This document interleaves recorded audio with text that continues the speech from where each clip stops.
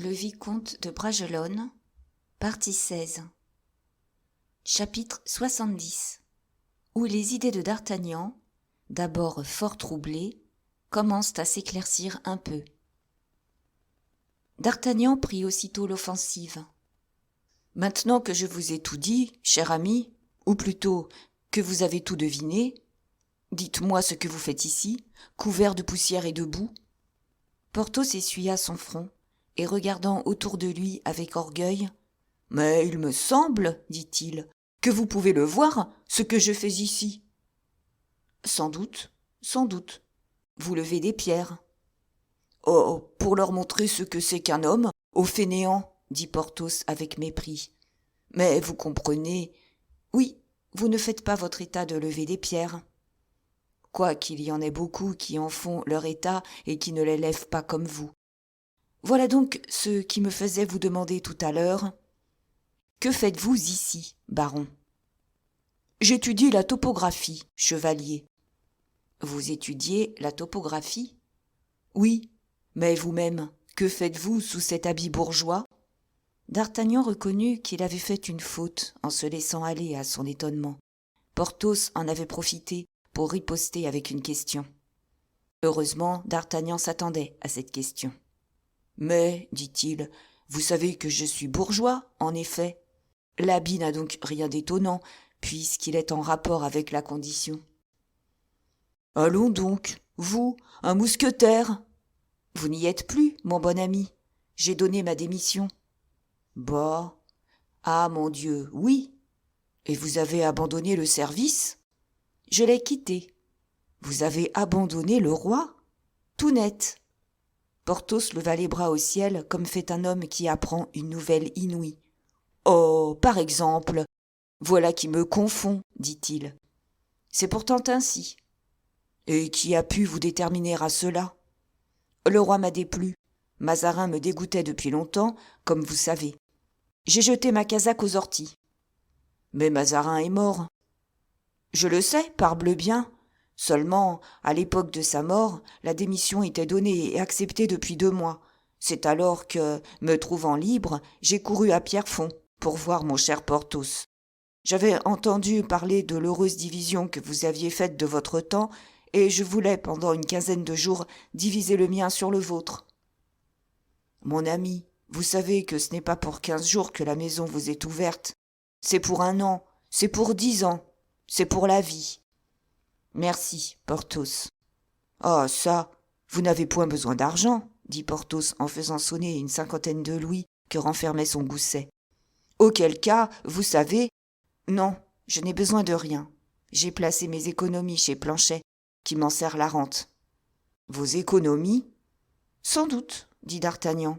Pourquoi voulez-vous que je n'ai pas fait mes économies comme un autre, Porthos ? Moi, je ne veux pas cela. Au contraire, je vous ai toujours soupçonné, c'est-à-dire Aramis vous a toujours soupçonné d'avoir des économies. Moi, voyez-vous, je ne me mêle pas des affaires de ménage. Seulement, ce que je présume, c'est que des économies de mousquetaire, c'est léger. Sans doute, relativement à vous, Porthos, qui êtes millionnaire. Mais enfin, je vais vous en faire juge. J'avais d'une part 25 000 livres. C'est gentil, dit Porthos d'un air affable.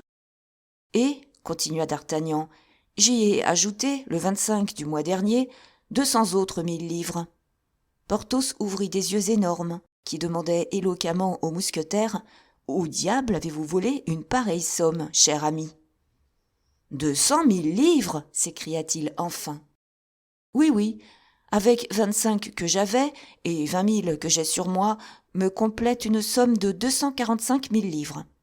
Mais voyons, d'où vous vient cette fortune ? Ah, voilà. Je vous conterai la chose plus tard, cher ami. Mais comme vous avez d'abord beaucoup de choses à me dire vous-même, mettons mon récit à son rang. Bravo, dit Porthos. Nous voilà tous riches. Mais qu'avais-je donc à vous raconter ? Vous avez à me raconter comment Aramis a été nommé, évêque de Vannes. C'est cela, dit D'Artagnan, évêque de Vannes. Ce cher Aramis. Savez-vous qu'il a fait son chemin ? Oui, Sans compter qu'il n'en restera pas là. Comment? Vous croyez qu'il ne se contentera pas des bas violets et qu'il lui faudra le chapeau rouge? Chut, cela lui est promis. Bah, par le roi? Par quelqu'un qui est plus puissant que le roi. Ah, diable! Porthos, que vous me dites là de choses incroyables, mon ami. Pourquoi incroyables? Est-ce qu'il n'y a pas toujours eu en France quelqu'un de plus puissant que le roi? Oh, si fait. Du temps du roi Louis XIII, c'était le duc de Richelieu. Du temps de la Régence, c'était le cardinal Mazarin. Du temps de Louis XIV, c'est... Allons donc. C'est monsieur Fouquet. Top, vous l'avez nommé du premier coup. Ainsi, c'est monsieur Fouquet qui a promis le chapeau à Aramis. Porthos prit un air réservé. Cher ami, dit-il, Dieu me préserve de m'occuper des affaires des autres et surtout de révéler des secrets qu'ils peuvent avoir intérêt à garder. Quand vous verrez Aramis, il vous dira ce qu'il croira devoir vous dire. Vous avez raison, Porthos, et vous êtes un cadenas pour la sûreté. Revenons donc à vous. Oui, dit Porthos. Vous m'avez donc dit que vous étiez ici pour étudier la topographie? Justement. Tudieu, mon ami, les belles choses que vous ferez. Comment cela? Mais ces fortifications sont admirables. C'est votre opinion? Sans doute. En vérité, à moins d'un siège tout à fait en règle, Belle-Île est imprenable. Porthos se frotta les mains. C'est mon avis, dit-il. Mais qui diable a fortifié ainsi cette bicoque? Porthos se rengorgea. Je ne vous l'ai pas dit? Non. Vous ne vous en doutez pas? Non. Tout ce que je puis dire, c'est que c'est un homme qui a étudié tous les systèmes et qui me paraît s'être arrêté au meilleur. Chut, dit Porthos. Ménagez ma modestie, mon cher d'Artagnan.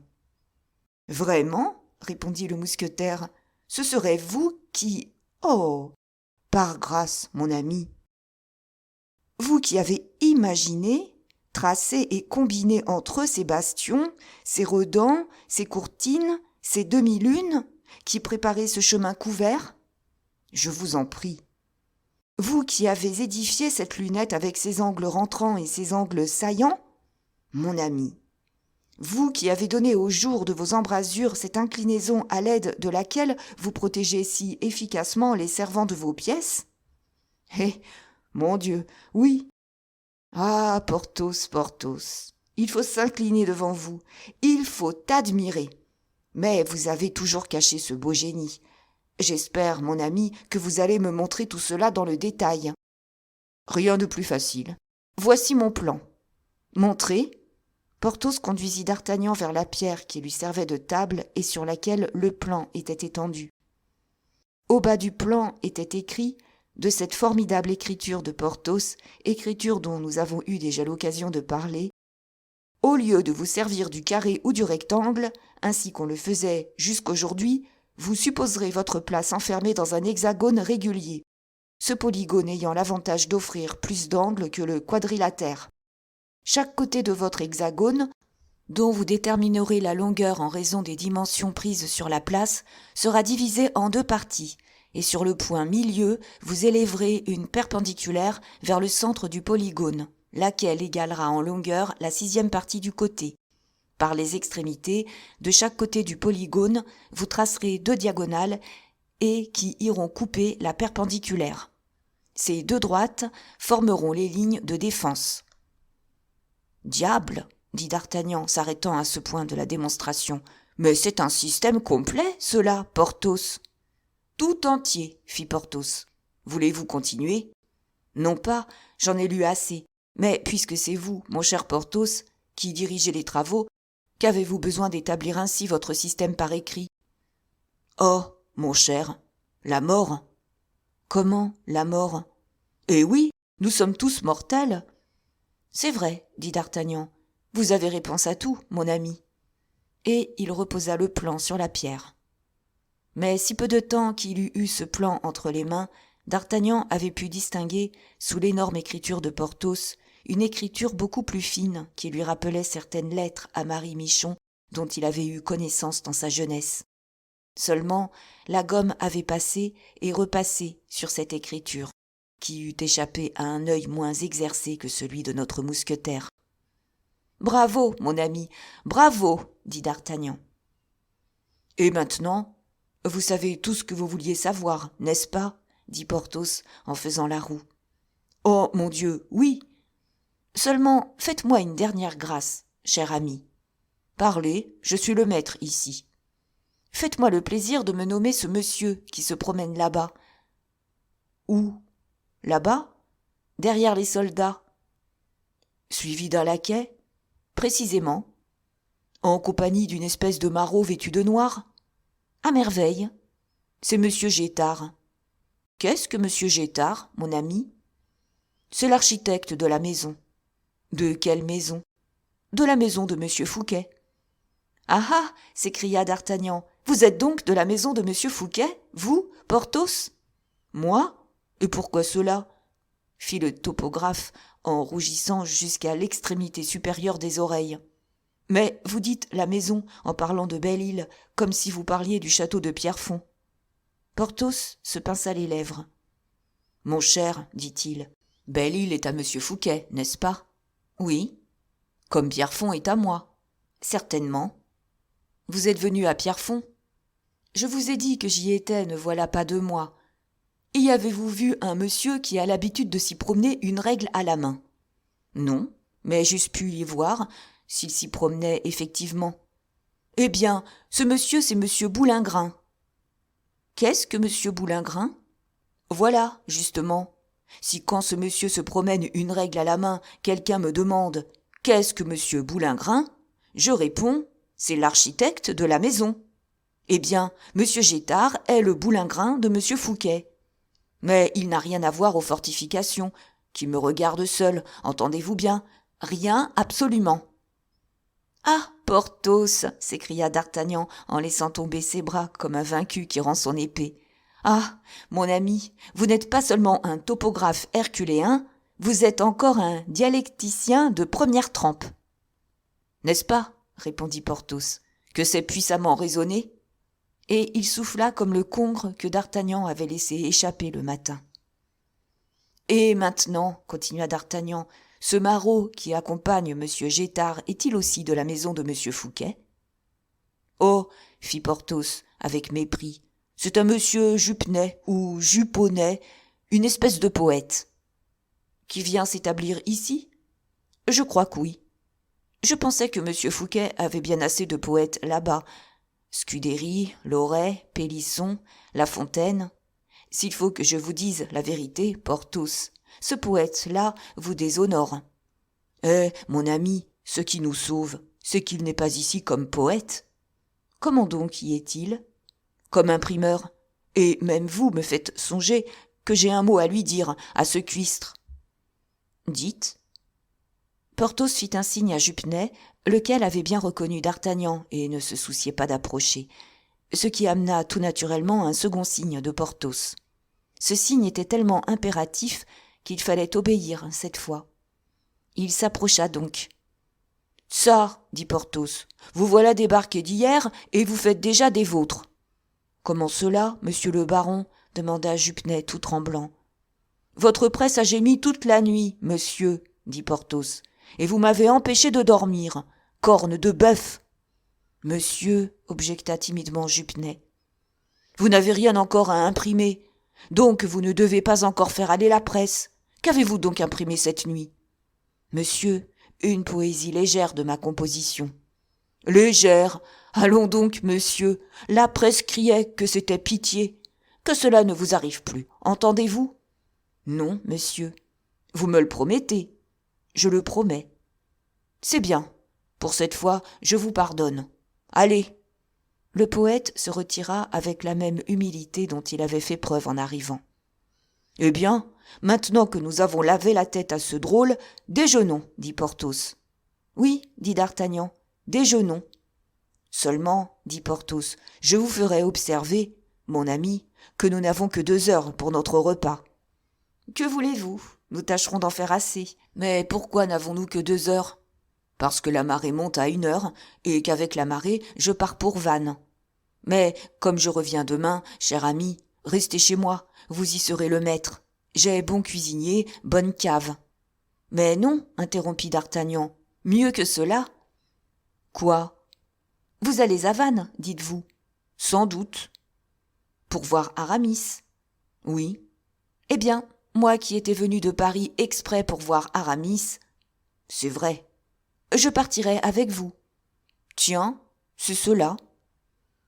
Seulement, je devais commencer par voir Aramis et vous après. Mais l'homme propose et Dieu dispose. J'aurais commencé par vous, je finirai par Aramis. Très bien. Et en combien d'heures allez-vous d'ici à Vannes? Ah, mon Dieu, en 6 heures. 3 heures de mer, d'ici à Sarzeau, 3 heures de route de Sarzeau à Vannes. Comme c'est commode. Et vous allez souvent à Vannes, étant si près de l'évêché? Oui, 1 fois par semaine. Mais attendez que je prenne mon plan. Porthos ramassa son plan, le plia avec soin et l'engouffra dans sa large poche. Bon, dit à part d'Artagnan, je crois que je sais maintenant quel est le véritable ingénieur qui fortifie Belle-Île. 2 heures après, à la marée montante, Porthos et d'Artagnan partaient pour Sarzeau. Chapitre 71. Une procession à Vannes.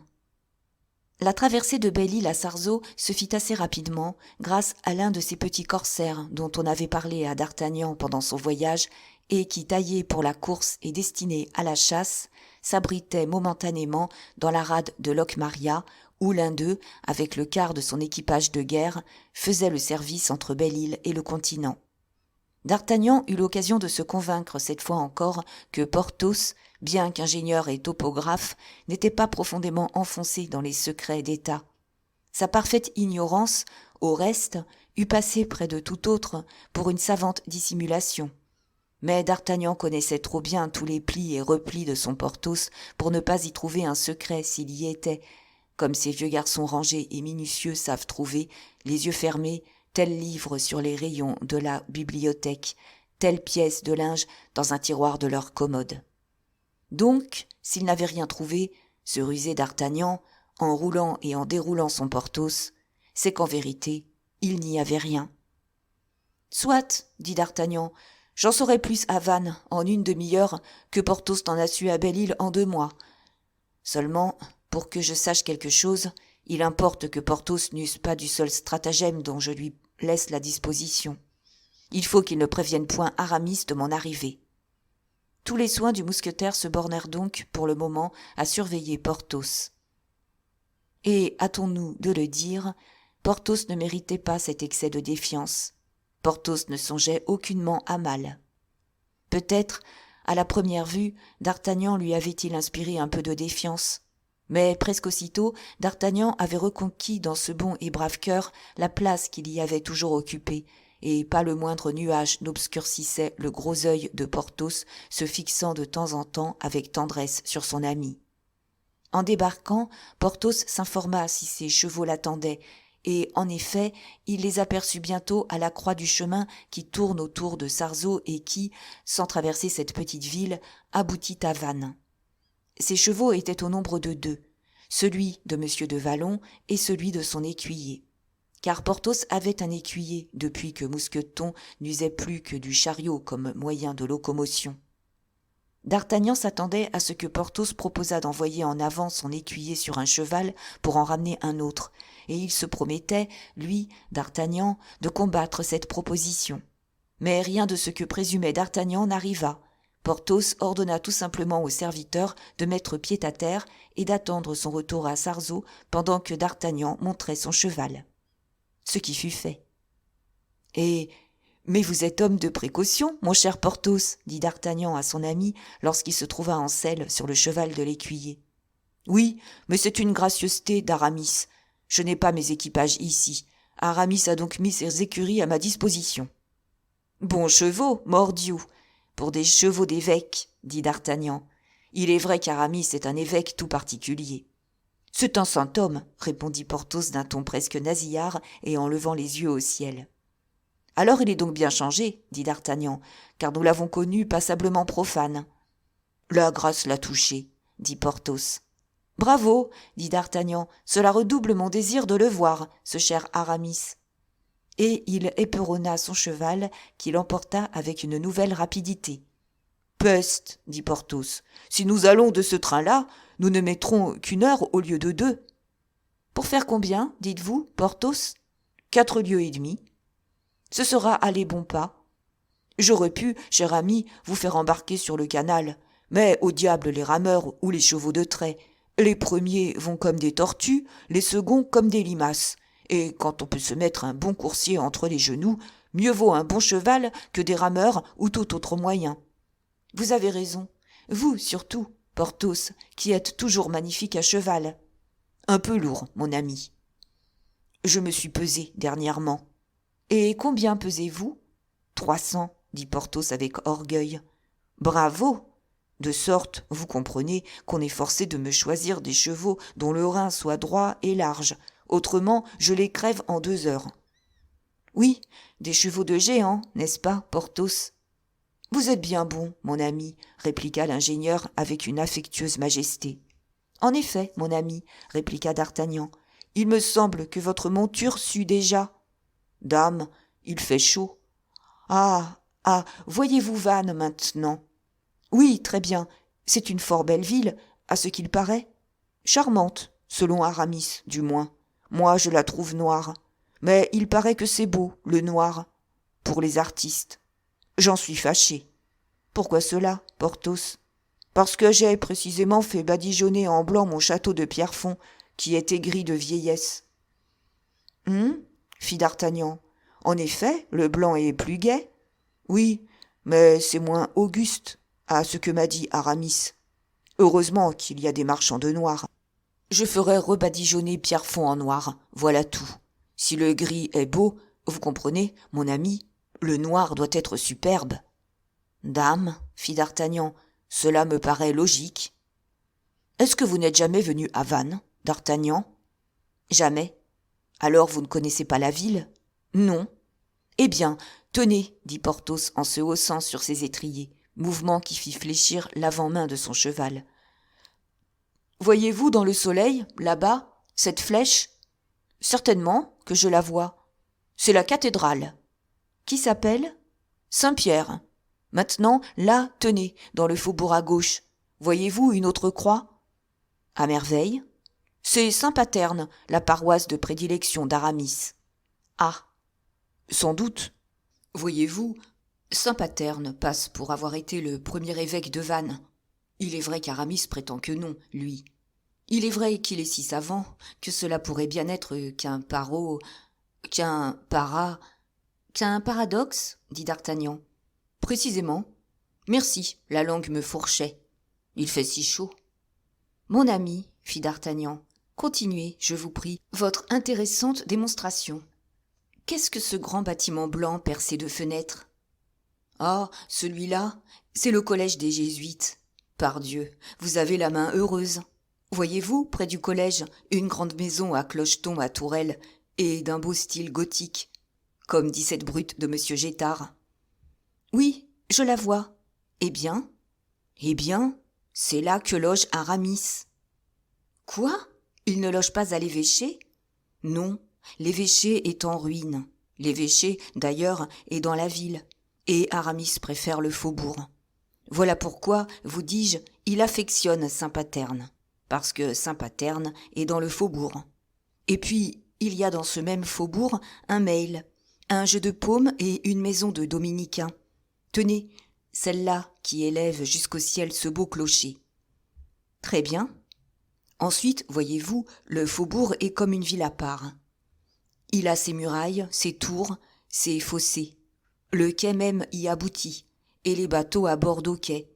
Si notre petit corsaire ne tirait pas 8 pieds d'eau, nous serions arrivés à pleine voile jusque sous les fenêtres d'Aramis.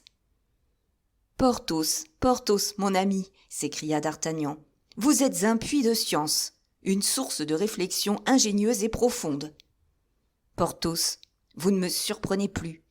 Vous me confondez. »« Nous voici arrivés, » dit Porthos, détournant la conversation avec sa modestie ordinaire. Et il était temps, pensa d'Artagnan, car le cheval d'Aramis fond comme un cheval de glace.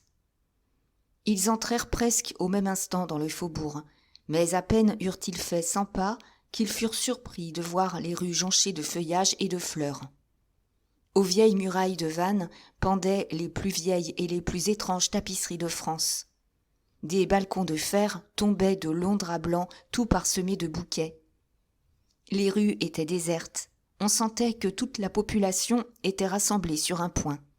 Les jalousies étaient closes et la fraîcheur pénétrait dans les maisons sous l'abri des tentures, qui faisaient de larges ombres noires entre leurs saillies et les murailles.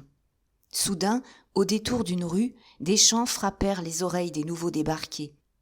Une foule endimanchée apparut à travers les vapeurs de l'encens qui montaient au ciel en bleuâtres flocons et les nuages de feuilles de rose voltigeant jusqu'aux premiers étages. Au-dessus de toutes les têtes, on distinguait les croix et les bannières, signes sacrés de la religion. Puis, au-dessous de ces croix et de ces bannières, et comme protégées par elles, tout un monde de jeunes filles vêtues de blanc et couronnées de bleuets. Aux deux côtés de la rue, enfermant le cortège, s'avançaient les soldats de la garnison, portant des bouquets dans les canons de leurs fusils et à la pointe de leurs lances.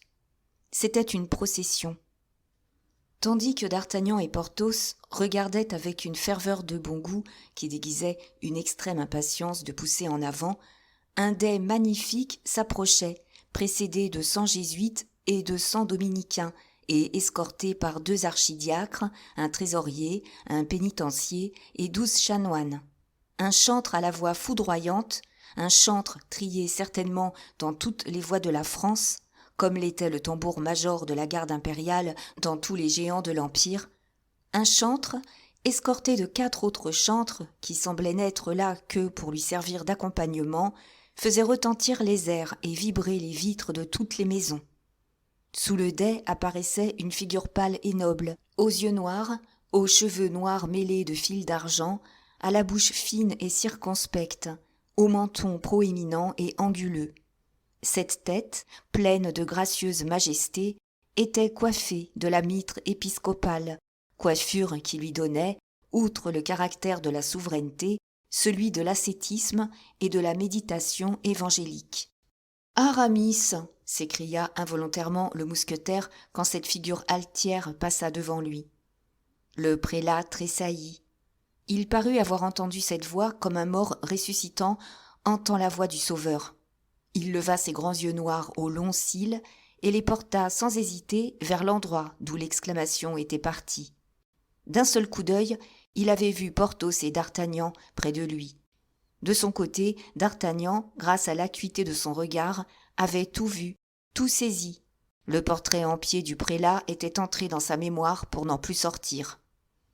Une chose surtout avait frappé d'Artagnan.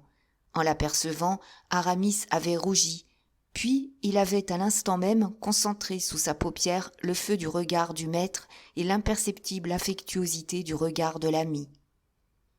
Il était évident qu'Aramis s'adressait tout bas à cette question. Pourquoi d'Artagnan est-il là avec Porthos ? Et que vient-il faire à Vannes ? Aramis comprit tout ce qui se passait dans l'esprit de d'Artagnan en reportant son regard sur lui et en voyant qu'il n'avait pas baissé les yeux. Il connaît la finesse de son ami et son intelligence. Il craint de laisser deviner le secret de sa rougeur et de son étonnement. C'est bien le même Aramis, ayant toujours un secret à dissimuler. Aussi, pour en finir avec ce regard d'inquisiteur qu'il faut faire baisser à tout prix, comme à tout prix un général éteint le feu d'une batterie qui le gêne, Aramis étend sa belle main blanche, à laquelle étincelle l'améthyste de l'anneau pastoral. Il fend l'air avec le signe de la croix et foudroie ses 2 amis avec sa bénédiction. Peut-être, rêveur et distrait, d'Artagnan, impie malgré lui, ne se fut point baissé sous cette bénédiction sainte. Mais Porthos a vu cette distraction et, appuyant amicalement sa main sur le dos de son compagnon, il l'écrase vers la terre. D'Artagnan fléchit, peu s'en faut même qu'il ne tombe à plat ventre. Pendant ce temps, Aramis est passé. D'Artagnan, comme hanté, n'a fait que toucher la terre, et il se retourne vers Porthos tout prêt à se fâcher. Mais il n'y a pas à se tromper à l'intention du brave Hercule. C'est un sentiment de bienséance religieuse qui le pousse.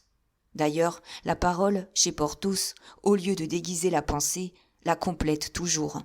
« C'est fort gentil à lui, dit-il, de nous avoir donné comme cela une bénédiction, à nous tout seuls.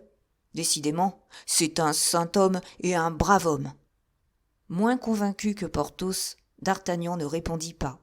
« Voyez, cher ami, continua Porthos, il nous a vus, et au lieu de continuer à marcher au simple pas de procession, comme tout à l'heure, voilà qu'il se hâte. Voyez-vous comme le cortège double sa vitesse ? Il est pressé de nous voir et de nous embrasser, ce cher Aramis. »« C'est vrai, répondit D'Artagnan tout haut, puis tout bas. Toujours est-il qu'il m'a vu, le renard, et qu'il aura le temps de se préparer à me recevoir. » Mais la procession est passée, le chemin est libre. D'Artagnan et Porthos marchèrent droit au palais épiscopal qu'une foule nombreuse entourait pour voir entrer le prélat. D'Artagnan remarqua que cette foule était surtout composée de bourgeois et de militaires. Il reconnut dans la nature de ses partisans l'adresse de son ami. En effet, Aramis n'était pas homme à rechercher une popularité inutile. Peu lui importait d'être aimé de gens qui ne lui servaient à rien. Des femmes, des enfants, des vieillards, c'est-à-dire le cortège ordinaire des pasteurs, ce n'était pas son cortège à lui. 10 minutes après que les deux amis avaient passé le seuil de l'évêché, Aramis rentra comme un triomphateur. Les soldats lui présentaient les armes comme à un supérieur. Les bourgeois le saluaient comme un ami, comme un patron plutôt que comme un chef religieux. Il y avait dans Aramis quelque chose de ces sénateurs romains qui avaient toujours leurs portes encombrées de clients. Au bas du perron, il eut une conférence d'une demi-minute avec un jésuite qui, pour lui parler plus discrètement, passa la tête sous le dais. Puis il rentra chez lui. Les portes se refermèrent lentement et la foule s'écoula tandis que les chants et les prières retentissaient encore. C'était une magnifique journée. Il y avait des parfums terrestres mêlés à des parfums d'air et de mer. La ville respirait le bonheur, la joie, la force. D'Artagnan sentit comme la présence d'une main invisible qui avait, toute puissante, créé cette force, cette joie, ce bonheur et répandu partout ces parfums. « Oh oh !» se dit-il, « Porthos a engraissé, mais Aramis a grandi. »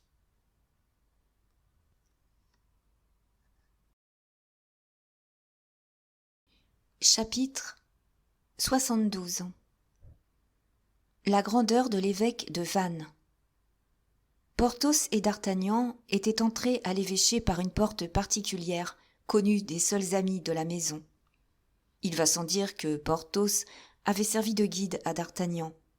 Le digne baron se comportait un peu partout comme chez lui. Cependant, soit reconnaissance tacite de cette sainteté du personnage d'Aramis et de son caractère, soit habitude de respecter ce qui lui imposait moralement, digne habitude qui avait toujours fait de Porthos un soldat modèle et un esprit excellent, par toutes ces raisons, disons-nous, Porthos conserva, chez sa grandeur, l'évêque de Vannes, une sorte de réserve que D'Artagnan remarqua tout d'abord dans l'attitude qu'il prit avec les valets et les commensaux.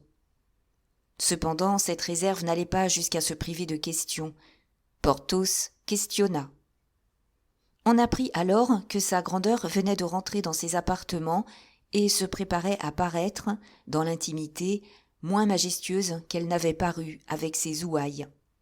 En effet, après un petit quart d'heure que passèrent D'Artagnan et Porthos à se regarder mutuellement le blanc des yeux, à tourner leurs pouces dans les différentes évolutions qui vont du nord au midi, une porte de la salle s'ouvrit et l'on vit paraître sa grandeur vêtue du petit costume complet de prélat.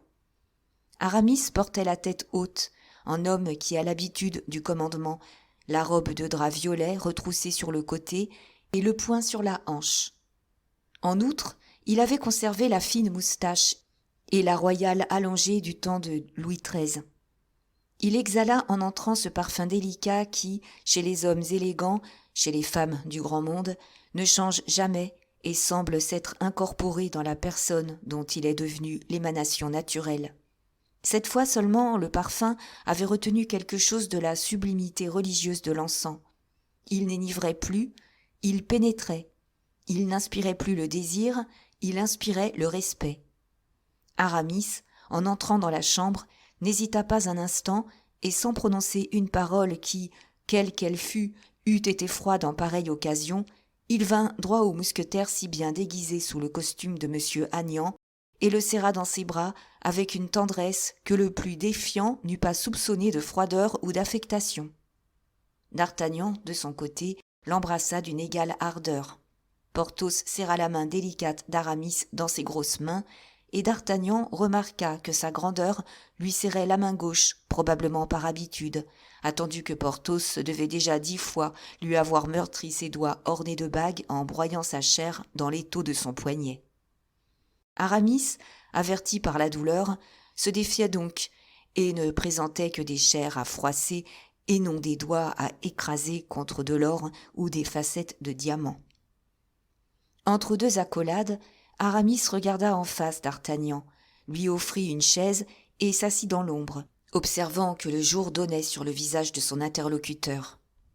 Cette manœuvre, familière aux diplomates et aux femmes, ressemble beaucoup à l'avantage de la garde que cherchent, selon leur habileté ou leur habitude, à prendre les combattants sur le terrain du duel. D'Artagnan ne fut pas dupe de la manœuvre, mais il ne parut pas s'en apercevoir. Il se sentait pris, mais justement parce qu'il était pris, il se sentait sur la voie de la découverte, et peu lui importait, vieux condottière, de se faire battre en apparence, pourvu qu'il tirât de sa prétendue défaite les avantages de la victoire. Ce fut Aramis qui commença la conversation.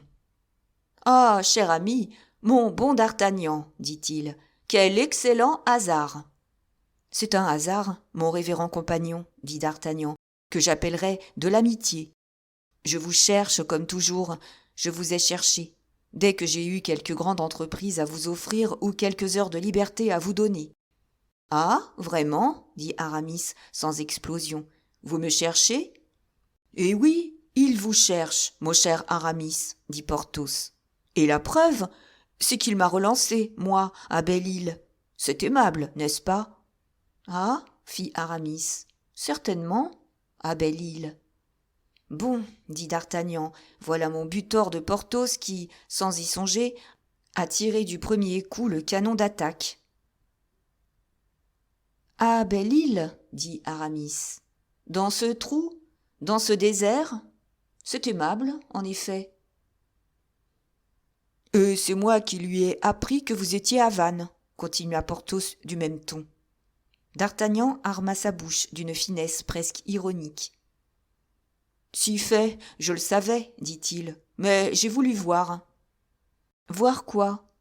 Si notre vieille amitié tenait toujours, si, en nous voyant, notre cœur, tout racorni qu'il est par l'âge, laissait encore échapper ce bon cri de joie qui salue la venue d'un ami. »« Eh bien, vous avez dû être satisfait, demanda Aramis. »« Coup-ci, coup-ci. » « Comment cela ? » ?»« Oui, Porthos m'a dit... »« Chut !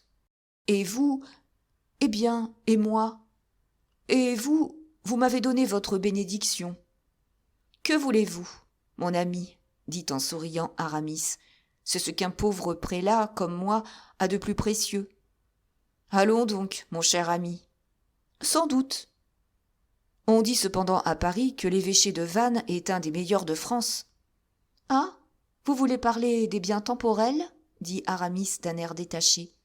Mais certainement, j'en veux parler. J'y tiens, moi. En ce cas, parlons-en, dit Aramis avec un sourire. Vous avouez être un des plus riches prélats de France ? Mon cher, puisque vous me demandez mes comptes, je vous dirai que l'évêché de Vannes vaut 20 000 livres de rente, ni plus ni moins. C'est un diocèse qui renferme 160 paroisses. C'est fort joli, dit d'Artagnan. C'est superbe, dit Porthos. Mais cependant, reprit d'Artagnan en couvrant Aramis du regard, vous ne vous êtes pas enterré ici à jamais. Pardonnez-moi, seulement je n'admets pas le mot enterré. Mais il me semble qu'à cette distance de Paris, on est enterré, ou peu s'en faut. Mon ami, je me fais vieux, dit Aramis. Le bruit et le mouvement de la ville ne me vont plus. À 57 ans, on doit chercher le calme et la méditation. Je les ai trouvés ici. Quoi de plus beau et de plus sévère à la fois que cette vieille armorique ? Je trouve ici, cher d'Artagnan, tout le contraire de ce que j'aimais autrefois, et c'est ce qu'il faut à la fin de la vie, qui est le contraire du commencement. Un peu de mon plaisir d'autrefois vient encore m'y saluer de temps en temps sans me distraire de mon salut. Je suis encore de ce monde, et cependant, à chaque pas que je fais, je me rapproche de Dieu. Éloquent, sage, discret, vous êtes un prélat accompli, Aramis, et je vous félicite. Mais, dit Aramis en souriant, vous n'êtes pas seulement venu, cher ami, pour me faire des compliments. Parlez, qui vous amène? Serais-je assez heureux pour que, d'une façon quelconque, vous eussiez besoin de moi? Dieu merci, non, mon cher ami, dit d'Artagnan. Ce n'est rien de cela. Je suis riche et libre. Riche? Oui, riche pour moi. Pas pour vous ni pour Porthos, bien entendu. J'ai une 15 000 livres de rente. Aramis le regarda soupçonneux. Il ne pouvait croire, surtout en voyant son ancien ami avec cet humble aspect, qu'il eût fait une si belle fortune. Alors d'Artagnan, voyant que l'heure des explications était venue, raconta son histoire d'Angleterre. Pendant le récit, il vit 10 fois briller les yeux et tressaillir les doigts effilés du prélat. Quant à Porthos, ce n'était pas de l'admiration qu'il manifestait pour d'Artagnan, c'était de l'enthousiasme, c'était du délire. Lorsque d'Artagnan eut achevé son récit, « Eh bien, fit Aramis. « Eh bien, dit d'Artagnan, vous voyez que j'ai en Angleterre des amis et des propriétés, en France un trésor. Si le cœur vous en dit, je vous les offre. Voilà pourquoi je suis venu. » Si assuré que fût son regard, il ne put soutenir en ce moment le regard d'Aramis. Il laissa donc dévier son œil sur Porthos, comme fait l'épée qui cède à une pression toute puissante et cherche un autre chemin. « En tout cas, dit l'évêque, vous avez pris un singulier costume de voyage, cher ami. »« Affreux, je le sais. Vous comprenez que je ne voulais voyager ni en cavalier ni en seigneur. Depuis que je suis riche, je suis avare. »« Et vous dites donc que vous êtes venu à Belle-Île » fit Aramis sans transition. « Oui, répliqua d'Artagnan, je savais y trouver Porthos, et vous ?»« Moi » s'écria Aramis. « Moi ? Depuis 1 an que je suis ici, je n'ai point une seule fois passé la mer. »« Oh, fit d'Artagnan, je ne vous savais pas si casanier. »« Ah, cher ami, c'est qu'il faut vous dire que je ne suis plus l'homme d'autrefois. Le cheval m'incommode, la mer me fatigue. Je suis un pauvre prêtre souffreteux, se plaignant toujours, grognant toujours et enclin aux austérités qui me paraissent des accommodements avec la vieillesse, des pourparlers avec la mort. Je réside, mon cher d'Artagnan, je réside. Eh bien, tant mieux, mon ami, car nous allons probablement devenir voisins. Bah, dit Aramis, non sans une certaine surprise qu'il ne chercha même pas à dissimuler. Vous, mon voisin? Eh, mon Dieu, oui. Comment cela? Je vais acheter des salines fort avantageuses qui sont situées entre Piriac et le Croisic. Figurez-vous, mon cher, une exploitation de 12% de revenus clairs. Jamais de non-valeur, jamais de faux frais. L'océan, fidèle et régulier, apporte toutes les 6 heures son contingent à ma caisse. Je suis le premier Parisien qui ait imaginé une pareille spéculation. N'éventez pas la mine, je vous en prie, et avant peu nous communiquerons. J'aurai 3 lieues de pays pour 30 000 livres. Aramis lança un regard à Porthos comme pour lui demander si tout cela était bien vrai, si quelque piège ne se cachait point sous ces dehors d'indifférence. Mais bientôt, comme honteux d'avoir consulté ce pauvre auxiliaire, il rassembla toutes ses forces pour un nouvel assaut ou pour une nouvelle défense. « On m'avait assuré, dit-il, que vous aviez eu quelque démêlé avec la cour, mais que vous en étiez sorti, comme vous savez sortir de tout, mon cher d'Artagnan, avec les honneurs de la guerre. »« Moi » s'écria le mousquetaire avec un grand éclat de rire insuffisant à cacher son embarras. Car à ces mots d'Aramis, il pouvait le croire instruit de ses dernières relations avec le roi. « Moi ? Ah, racontez-moi donc cela, mon cher Aramis. »« Oui, l'on m'avait raconté à moi, pauvre évêque perdu au milieu des Landes, On m'avait dit que le roi vous avait pris pour confident de ses amours. »« Avec qui ? » ?»« Avec mademoiselle de Mancini. » D'Artagnan respira. « Ah, je ne dis pas non, » répliqua-t-il. « Il paraît que le roi vous a emmené un matin au-delà du pont de Blois pour causer avec sa belle. »« C'est vrai, » dit d'Artagnan. « Ah, vous savez cela ? Mais alors, vous devez savoir que, le jour même, j'ai donné ma démission. »« Sincère ? » ?»« Ah, mon ami, on ne peut plus sincère. »« C'est alors que vous allâtes chez le comte de la Fère ? » ?»« Oui. »« Chez moi ? » ?»« Oui. »« Et chez Porthos ? » ?»« Oui. » « Était-ce pour nous faire une simple visite ? » ?»« Non. Je ne vous savais point attaché et je voulais vous emmener en Angleterre. »« Oui, je comprends. Et alors vous avez exécuté seul, homme merveilleux, ce que vous vouliez nous proposer d'exécuter à nous 4.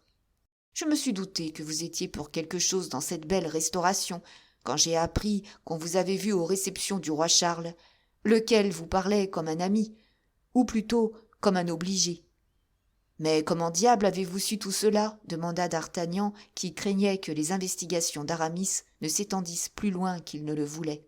« Cher d'Artagnan, » dit le prélat, « mon amitié ressemble un peu à la sollicitude de ce veilleur de nuit que nous avons dans la petite tour du Môle, à l'extrémité du quai. Ce brave homme allume tous les soirs une lanterne pour éclairer les barques qui viennent de la mer. Il est caché dans sa guérite, et les pêcheurs ne le voient pas, mais lui les suit avec intérêt. Il les devine, il les appelle, il les attire dans la voie du port. Je ressemble à ce veilleur. De temps en temps, quelques avis m'arrivent et me rappellent au souvenir de tout ce que j'aimais. Alors je suis les amis d'autrefois sur la mer orageuse du monde, moi, pauvre guetteur auquel Dieu a bien voulu donner l'abri d'une guérite. « Et, dit d'Artagnan, après l'Angleterre, qu'ai-je fait ? » ?»« Ah, voilà, fit Aramis. Vous voulez forcer ma vue. Je ne sais plus rien depuis votre retour, d'Artagnan. Mes yeux se sont troublés. J'ai regretté que vous ne pensiez point à moi. J'ai pleuré votre oubli. J'avais tort. Je vous revois, et c'est une fête, une grande fête, je vous le jure. Comment se porte Athos ? Très bien, merci. Et notre jeune pupille ? Raoul ? Oui. Il paraît avoir hérité de l'adresse de son père Athos et de la force de son tuteur Porthos. Et à quelle occasion avez-vous pu juger de cela ? Eh, mon Dieu, la veille même de mon départ. Vraiment ? Oui, il y avait exécution en grève, et, à la suite de cette exécution, émeute. Nous nous sommes trouvés dans l'émeute, et, à la suite de l'émeute, il a fallu jouer de l'épée. Il s'en est tiré à merveille. Bah, et qu'a-t-il fait ? Dit Porthos. D'abord, il a jeté un homme par la fenêtre, comme il eût fait d'un ballot de coton. Oh, très bien, s'écria Porthos. Puis, il a dégainé, pointé, estocadé, comme nous faisions de notre beau temps, nous autres. Et à quel propos, cette émeute ? Demanda Porthos.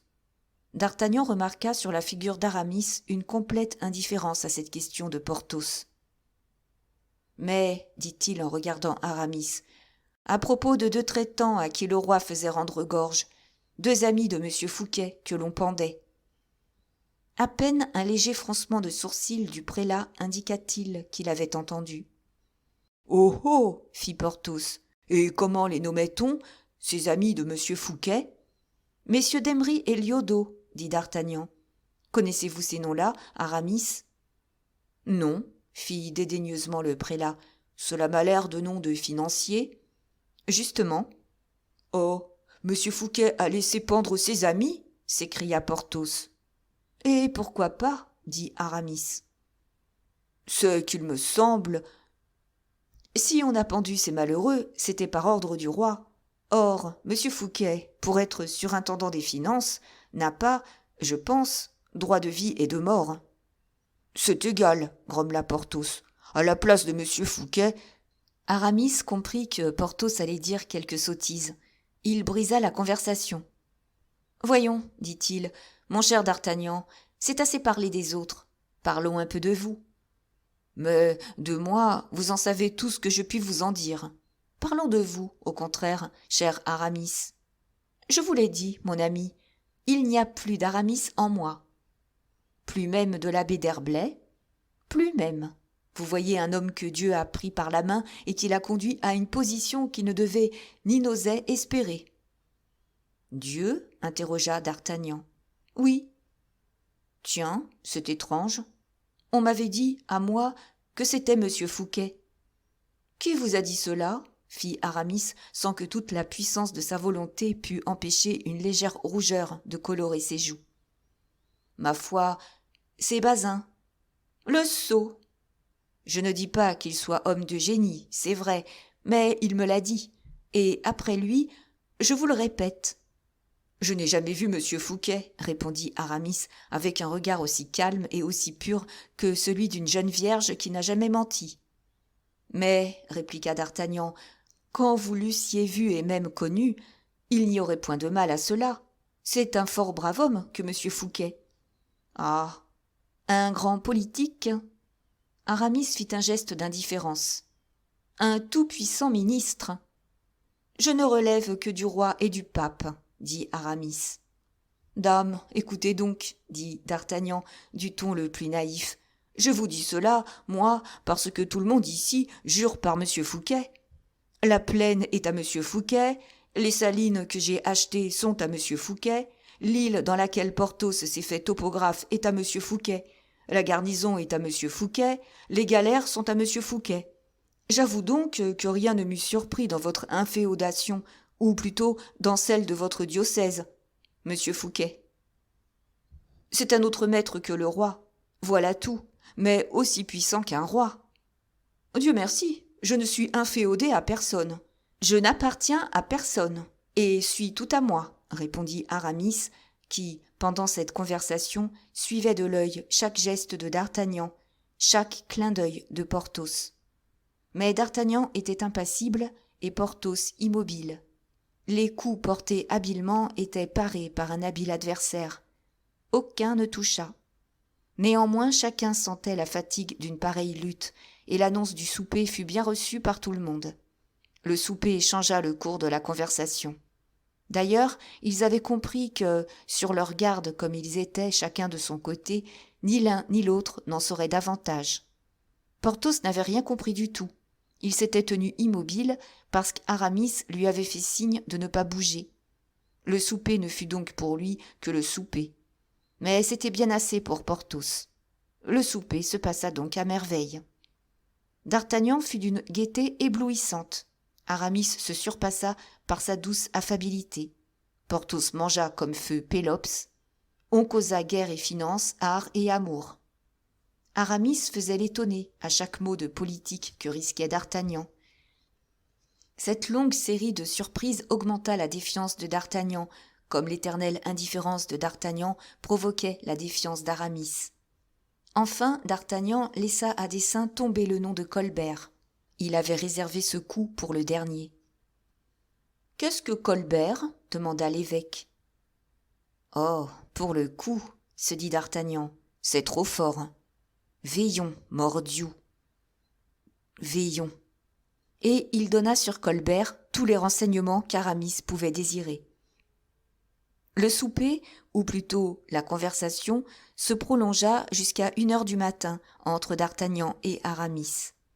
À 10 heures précises, Porthos s'était endormi sur sa chaise et ronflait comme un orgue. À minuit, on le réveilla et on l'envoya coucher. « dit-il, il me semble que je me suis assoupi. C'était pourtant fort intéressant ce que vous disiez. » À 1h, Aramis conduisit d'Artagnan dans la chambre qui lui était destinée et qui était la meilleure du palais épiscopal. 2 serviteurs furent mis à ses ordres. « Demain, à 8h, dit-il en prenant congé de d'Artagnan, nous ferons, si vous le voulez, une promenade à cheval avec Porthos. »« À 8h, fit d'Artagnan. Si tard. »« Vous savez que j'ai besoin de 7 heures de sommeil, dit Aramis. C'est juste. Bonsoir, cher ami. » Et il embrassa le mousquetaire avec cordialité. D'Artagnan le laissa partir.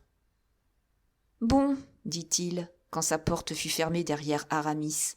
À 5 heures, je serai sur pied. Puis, cette disposition arrêtée, il se coucha et mis, comme on dit, les morceaux doubles. Chapitre 73, où Porthos commence à être fâché d'être venu avec d'Artagnan. À peine d'Artagnan avait-il éteint sa bougie, qu'Aramis, qui guettait à travers ses rideaux le dernier soupir de la lumière chez son ami, traversa le corridor sur la pointe du pied et passa chez Porthos. Le géant, couché depuis 1h30 à peu près, se prélassait sur l'édredon. Il était dans ce calme heureux du premier sommeil qui, chez Porthos, résistait au bruit des cloches et du canon. Sa tête nageait dans ce doux balancement qui rappelle le mouvement moelleux d'un navire. 1 minute de plus, Porthos allait rêver. La porte de sa chambre s'ouvrit doucement sous la pression délicate de la main d'Aramis. L'évêque s'approcha du dormeur. Un épais tapis assourdissait le bruit de ses pas. D'ailleurs, Porthos ronflait de façon à éteindre tout autre bruit. Il lui posa une main sur l'épaule. « Allons, dit-il, allons, mon cher Porthos. » La voix d'Aramis était douce et affectueuse, mais elle renfermait plus qu'un avis, elle renfermait un ordre. Sa main était légère, mais elle indiquait un danger. Porthos entendit la voix et sentit la main d'Aramis au fond de son sommeil. Il tressaillit. « Qui va là ?» dit-il avec sa voix de géant. « Chut, c'est moi, » dit Aramis. « Vous, cher ami, et pourquoi diable m'éveillez-vous ?»« Pour vous dire qu'il faut partir. »« Partir ? » ?»« Oui. »« Pour où ? » ?»« Pour Paris. » Porthos bondit dans son lit et retomba assis en fixant sur Aramis ses gros yeux effarés. « Pour Paris ? » ?»« Oui. »« 100 lieues ? » fit-il. « 104. » répliqua l'évêque. « Ah, mon Dieu !» soupira Porthos en se recouchant, pareil à ces enfants qui luttent avec leurs bonnes pour gagner 1 heure ou 2 de sommeil. « 30 heures de cheval, » ajouta résolument Aramis. « Vous savez qu'il y a de bons relais. » Porthos bougea une jambe en laissant échapper un gémissement. « Allons, allons, cher ami, » insista le prélat avec une sorte d'impatience. Porthos tira l'autre jambe du lit. « C'est absolument nécessaire que je parte, » dit-il. « De toute nécessité. » Porthos se dressa sur ses jambes et commença d'ébranler le plancher et les murs de son pas de statue.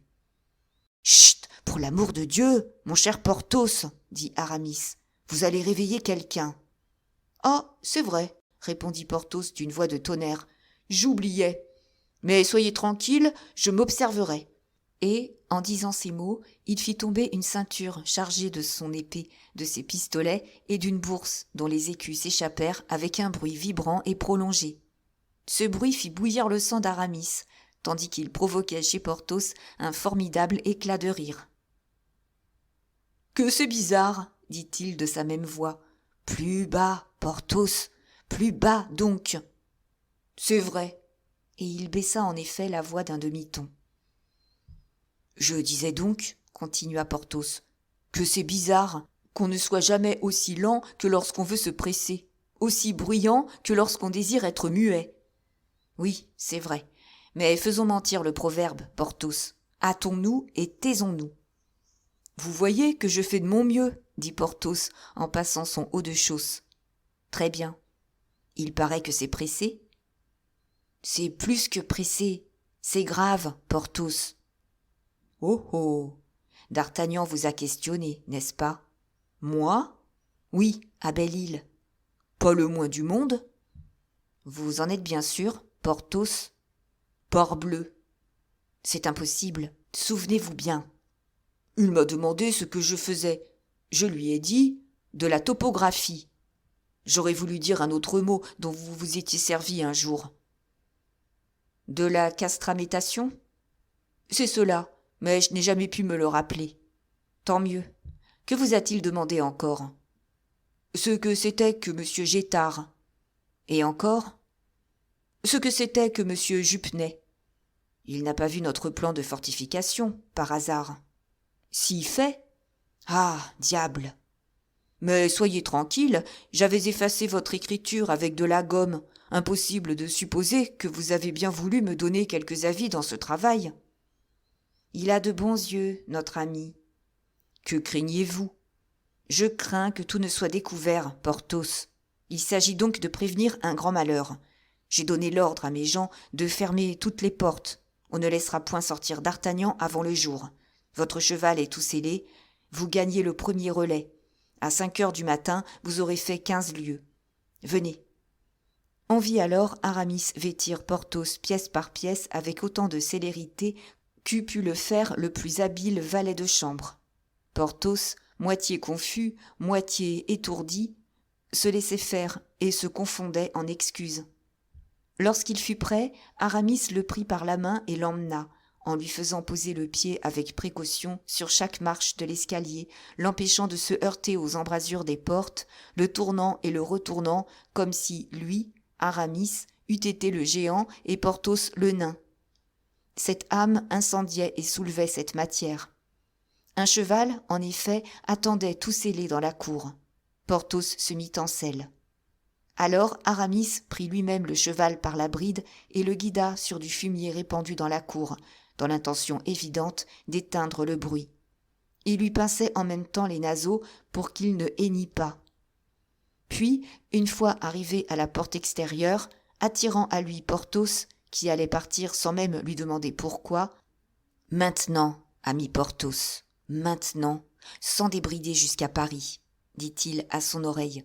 Mangez à cheval, buvez à cheval, dormez à cheval, mais ne perdez pas une minute. » « C'est dit, on ne s'arrêtera pas. Cette lettre à monsieur Fouquet, coûte que coûte, il faut qu'il l'ait demain avant midi. Il l'aura. Et pensez à une chose, cher ami. À laquelle? C'est que vous courez après votre brevet de duc et pair. »« Oh oh !» fit Porthos les yeux étincelants. « J'irai en 24 heures, en ce cas. »« Tâchez. »« Alors, lâchez la bride, et en avant, Goliath !» Aramis lâcha effectivement, non pas la bride, mais les naseaux du cheval. Porthos rendit la main, piqua des deux, et l'animal furieux partit au galop sur la terre. Tant qu'il put voir Porthos dans la nuit, Aramis le suivit des yeux. Puis, lorsqu'il l'eut perdu de vue, il rentra dans la cour. Rien n'avait bougé chez d'Artagnan. Le valet, mis en faction auprès de sa porte, n'avait vu aucune lumière, n'avait entendu aucun bruit. Aramis referma la porte avec soin, envoya le laquais se coucher, et lui-même se mit au lit. D'Artagnan ne se doutait réellement de rien. Aussi crut-il avoir tout gagné, lorsque le matin il s'éveilla vers 4h30. Il courut tout en chemise regarder par la fenêtre. La fenêtre donnait sur la cour, le jour se levait. La cour était déserte, les poules elles-mêmes n'avaient pas encore quitté leur perchoir. Pas un valet n'apparaissait. Toutes les portes étaient fermées. Bon, calme parfait, se dit d'Artagnan. N'importe, me voici réveillé le premier de toute la maison. Habillons-nous, ce sera autant de fait. Et d'Artagnan s'habilla. Mais cette fois, il s'étudia à ne point donner au costume de M. Agnan cette rigidité bourgeoise et presque ecclésiastique qu'il affectait auparavant. Il sut même, en se serrant davantage, en se boutonnant d'une certaine façon, en posant son feutre plus obliquement, rendre à sa personne un peu de cette tournure militaire dont l'absence avait effarouché Aramis. Cela fait, il en usa, ou plutôt feignit d'en user, sans façon avec son hôte, et entra tout à l'improviste dans son appartement. Aramis dormait, ou feignait de dormir. Un grand livre était ouvert sur son pupitre de nuit. La bougie brûlait encore au-dessus de son plateau d'argent. C'était plus qu'il n'en fallait pour prouver à d'Artagnan l'innocence de la nuit du prélat et les bonnes intentions de son réveil. Le mousquetaire fit précisément à l'évêque ce que l'évêque avait fait à Porthos. Il lui frappa sur l'épaule. Évidemment, Aramis feignait de dormir, car, au lieu de s'éveiller soudain, lui qui avait le sommeil si léger, il se fit réitérer l'avertissement. « Ah, ah, c'est vous, dit-il en allongeant les bras. Quelle bonne surprise! Ma foi, le sommeil m'avait fait oublier que j'eusse le bonheur de vous posséder. Quelle heure est-il » ? « Je ne sais, dit d'Artagnan un peu embarrassé. De bonne heure, je crois, mais, vous le savez, cette diable d'habitude militaire de m'éveiller avec le jour me tient encore. Est-ce que vous voulez déjà que nous sortions, par hasard ? Demanda Aramis. Il est bien matin, ce me semble. Ce sera comme vous voudrez. Je croyais que nous étions convenus de ne monter à cheval qu'à 8 heures. C'est possible, mais moi, j'avais si grande envie de vous voir que je me suis dit « le plus tôt sera le meilleur ». Et mes 7 heures de sommeil, dit Aramis. Prenez garde, j'avais compté là-dessus, et ce qu'il m'en manquera, il faudra que je le rattrape. Mais il me semble qu'autrefois vous étiez moins dormeur que cela, cher ami. Vous aviez le sang alerte, et l'on ne vous trouvait jamais au lit. Et c'est justement à cause de ce que vous me dites là que j'aime fort à y demeurer maintenant. Aussi, avouez que ce n'était pas pour dormir que vous m'avez demandé jusqu'à 8 heures. J'ai toujours peur que vous ne vous moquiez de moi si je vous dis la vérité. Dites toujours. Eh bien, de 6 à 8 heures, j'ai l'habitude de faire mes dévotions. Vos dévotions? Oui. Je ne croyais pas qu'un évêque eût des exercices si sévères. Un évêque, cher ami, a plus à donner aux apparences qu'un simple clerc. Mordiou, Aramis, voici un mot qui me réconcilie avec votre grandeur. Aux apparences. C'est un mot de mousquetaire, celui-là, à la bonne heure. Vive les apparences, Aramis. Au lieu de m'en féliciter, pardonnez-le-moi, d'Artagnan. C'est un mot bien mondain que j'ai laissé échapper là. Faut-il donc que je vous quitte? J'ai besoin de recueillement, cher ami.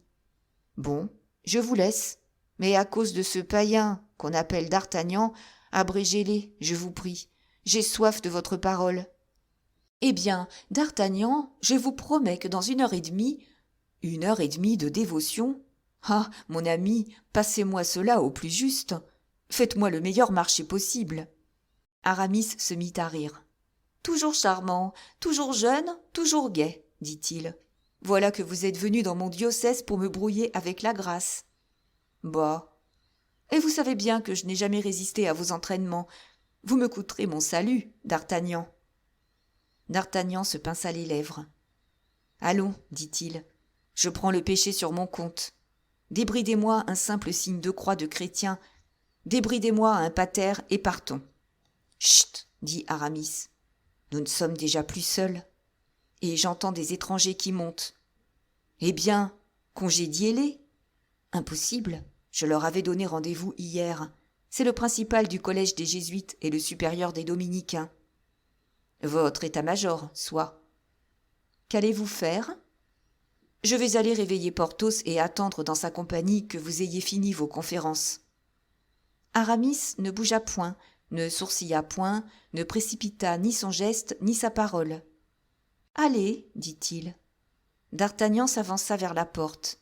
« À propos, vous savez où loge Porthos ? » ?»« Non, mais je vais m'en informer. »« Prenez le corridor et ouvrez la 2e porte à gauche. »« Merci. Au revoir. » Et d'Artagnan s'éloigna dans la direction indiquée par Aramis. 10 minutes ne s'étaient point écoulées qu'il revint. Il trouva Aramis assis entre le principal du collège des Jésuites et le supérieur des Dominicains et le principal du collège des Jésuites, exactement dans la même situation où il l'avait retrouvé autrefois dans l'auberge de Crèvecoeur. Cette compagnie n'effraya pas le mousquetaire. « Qu'est-ce » dit tranquillement Aramis. « Vous avez quelque chose à me dire, ce me semble, cher ami. »« C'est, » répondit d'Artagnan en regardant Aramis, « c'est que Porthos n'est pas chez lui. »« Tiens, » fit Aramis avec calme, « vous êtes sûr ? Pardieu, je viens de sa chambre. »« Où peut-il être alors ? » ?»« Je vous le demande. »« Et vous ne vous en êtes pas informé ? » ?»« Si fait. »« Et que vous a-t-on répondu ? » ?»« Que Porthos sortant souvent le matin sans rien dire à personne, était probablement sorti. »« Qu'avez-vous fait, alors ? » ?»« J'ai été à l'écurie, » répondit indifféremment d'Artagnan. « Pourquoi faire ? » ?»« Pour voir si Porthos est sorti à cheval. »« Et ?» interrogea l'évêque. « Eh bien, il manque un cheval au râtelier, le numéro 5, Goliath. » Tout ce dialogue, on le comprend, n'était pas exempt d'une certaine affectation de la part du mousquetaire et d'une parfaite complaisance de la part d'Aramis. « Oh, je vois ce que c'est, » dit Aramis, après avoir rêvé un moment. « Porthos est sorti pour nous faire une surprise. »« Une surprise ? » ?»« Oui, le canal qui va de Vannes à la mer est très giboyeux en sarcelles et en bécassines. C'est la chasse favorite de Porthos. Il nous en rapportera une douzaine pour notre déjeuner. » « Vous croyez ? » fit d'Artagnan. « J'en suis sûr. Où voulez-vous qu'il soit allé ? Je parie qu'il a emporté un fusil. »« C'est possible, » dit d'Artagnan. « Faites une chose, cher ami, montez à cheval et le rejoignez. »« Vous avez raison, » dit d'Artagnan. « J'y vais. Voulez-vous qu'on vous accompagne ? » ?»« Non, merci. Porthos est reconnaissable. Je me renseignerai. »« Prenez-vous une arquebuse ? » ?»« Merci. Faites-vous seller le cheval que vous voudrez. »« Celui que je montais hier en venant de Belle-Île. »« Soit. Usez de la maison comme de la vôtre. » Aramis sonna et donna l'ordre de seller le cheval que choisirait M. d'Artagnan. D'Artagnan suivit le serviteur chargé de l'exécution de cet ordre. Arrivé à la porte, le serviteur se rangea pour laisser passer d'Artagnan. Dans ce moment, son œil rencontra l'œil de son maître. Un froncement de sourcils fit comprendre à l'intelligent espion que l'on donnait à d'Artagnan ce qu'il avait à faire. D'Artagnan monta à cheval. Aramis entendit le bruit des fers qui battaient le pavé. Un instant après, le serviteur rentra. « Eh bien ?» demanda l'évêque. « Monseigneur, il suit le canal et se dirige vers la mer, » dit le serviteur. « Bien, » dit Aramis. En effet, d'Artagnan, chassant tout soupçon, courait vers l'océan, espérant toujours voir dans les Landes ou sur la grève la colossale silhouette de son ami Porthos. D'Artagnan s'obstinait à reconnaître des pas de cheval dans chaque flaque d'eau. Quelquefois, il se figurait entendre la détonation d'une arme à feu. Cette illusion dura 3 heures. Pendant 2 heures, d'Artagnan chercha Porthos. Pendant la 3e, il revint à la maison. « Nous nous serons croisés, dit-il, et je vais trouver les 2 convives attendant mon retour. » D'Artagnan se trompait. Il ne retrouva pas plus Porthos à l'évêché qu'il ne l'avait trouvé sur le bord du canal. Aramis l'attendait au haut de l'escalier avec une mine désespérée. « Ne vous a-t-on pas rejoint, mon cher d'Artagnan » cria-t-il du plus loin qu'il aperçut le mousquetaire. « Non, auriez-vous fait courir après moi ? » « Désolé, mon cher ami, désolé de vous avoir fait courir inutilement, mais vers cette heure, l'aumônier de Saint-Paterne est venu. Il avait rencontré du Vallon qui s'en allait et qui, n'ayant voulu réveiller personne à l'évêché, l'avait chargé de me dire que, craignant que M. Gétard ne lui fît quelque mauvais tour en son absence, il allait profiter de la marée du matin pour faire un tour à Belle-Île. Mais, dites-moi, Goliath n'a pas traversé les 4 lieues de mer, ce me semble. « Il y en a bien 6, dit Aramis. « Encore moins, alors. »« Aussi, cher ami, dit le prélat avec un doux sourire, Goliath est à l'écurie, fort satisfait même, j'en réponds, de n'avoir plus Porthos sur le dos. » En effet, le cheval avait été ramené du relais par les soins du prélat, à qui aucun détail n'échappait. D'Artagnan parut on ne peut plus satisfait de l'explication. Il commençait un rôle de dissimulation qui convenait parfaitement aux soupçons qui s'accentuaient de plus en plus dans son esprit. Il déjeuna entre les jésuites et Aramis, ayant le dominicain en face de lui et souriant particulièrement au dominicain, dont la bonne grosse figure lui revenait assez. Le repas fut long et somptueux. D'excellents vins d'Espagne, de belles huîtres du Morbihan, les poissons exquis de l'embouchure de la Loire, les énormes chevrettes de pain-bœuf et le gibier délicat des bruyères en firent les frais. D'Artagnan mangea beaucoup et but peu. Aramis ne but pas du tout, ou du moins ne but que de l'eau. Puis, après le déjeuner, « Vous m'avez offert une arquebuse, » dit d'Artagnan. « Oui, prêtez-la-moi. Vous voulez chasser ? » « En attendant Porthos, c'est ce que j'ai de mieux à faire, je crois. Prenez celle que vous voudrez au trophée. Venez-vous avec moi ?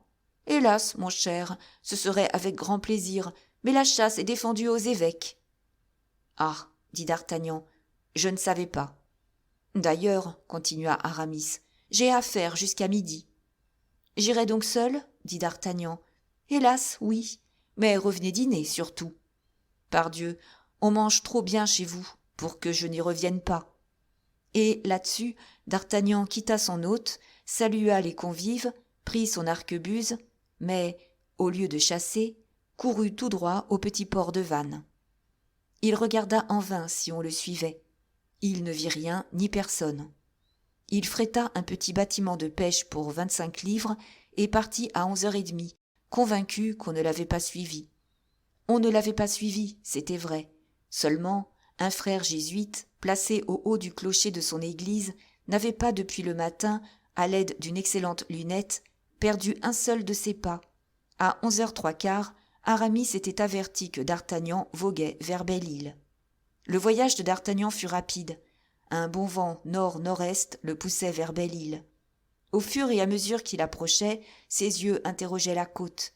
Il cherchait à voir, soit sur le rivage, soit au-dessus des fortifications, l'éclatant habit de Porthos et sa vaste stature se détachant sur un ciel légèrement nuageux.